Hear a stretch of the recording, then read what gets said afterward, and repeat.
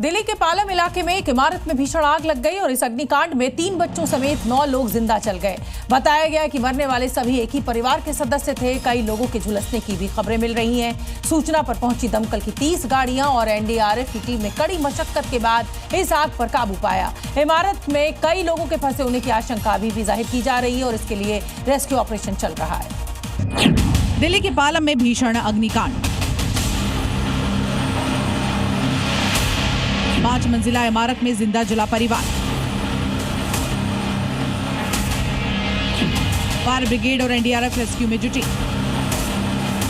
क्योंकि बिल्डिंग में लगी आग हवा के साथ भड़क गई और वो लगातार भड़कती रही। इस दौरान वहां मौजूद लोगों ने निकलने की कोशिश की लेकिन समय पर बाहर नहीं आ पाए और आग की चपेट में आ गए।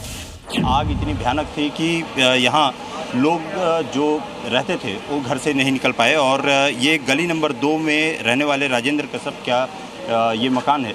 नीचे में रेजिडेंशियल एक्टिविटी, ऊपर में रेजिडेंशियल एक्टिविटी थी और नीचे में कमर्शियल यहाँ पर एक्टिविटी होती थी जिसमें कि कपड़े की दुकान थी और उसके साथ ही साथ कॉस्मेटिक के भी सामान यहाँ पर रखे हुए थे। और ऊपर का जो 2nd और 3rd फ्लोर है इस पे रेजिडेंशियल था जिसमें कि तकरीबन 15 लोग यहाँ पर उस समय मौजूद थे।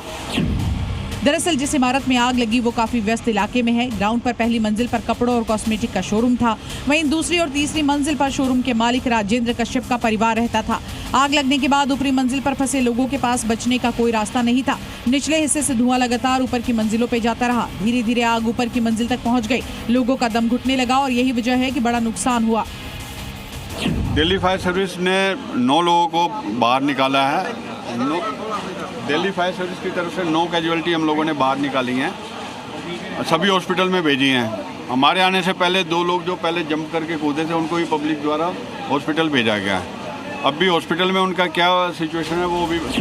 भीषण आग के तांडव मचने का जो वीडियो सामने आया है उसमें पूरी इमारत आग की लपटों के बीच घिरी हुई नजर आई, तो वहीं इमारत से भी लगातार धुएं का गुबार निकलता दिखाई दिया। थोड़ी देर में आग ने पूरी इमारत को अपने कब्जे में ले लिया। बताया गया कि घरों के अंदर रखा सामान भी जलकर राख हो गया है। सूचना पर पहुंची दमकल और एनडीआरएफ की टीम ने आग पर काबू पाने की कोशिश की लेकिन आग इतनी भीषण थी कि लगातार बढ़ती जा रही थी, जिसके बाद फायर कर्मियों और गाड़ियों को बुलाया गया। आग बुझाने के लिए क्रेन की मदद ली गई, जिसके बाद जाकर किसी तरह से इस आग पर काबू पाया गया।